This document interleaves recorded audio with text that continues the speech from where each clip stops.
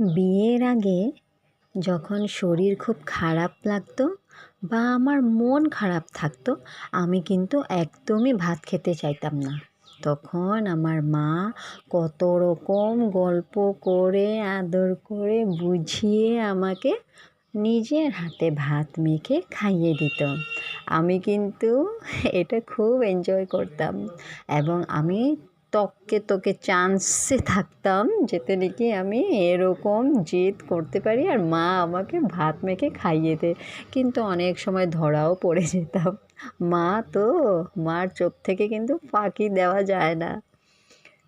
আজ ভাত বেড়ে যখন খাচ্ছিলাম, সেই কথাগুলো খুব মনে পড়ছিল এবং বসে বসে ভাবছিলাম, ইস, মা যদি এসে আমাকে একটু ভাত মেখে খাইয়ে দিত, কত না আমি শান্তি পেতাম।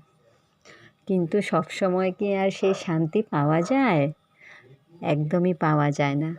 কিন্তু এই প্রার্থনা করি সবসময় আমার মা যাতে সব সময় খুব খুব ভালো থাকে, হাসি মুখে থাকে, সুস্থ থাকে। মা গো, তুমি ভালো থেকো সব সময়। I love you.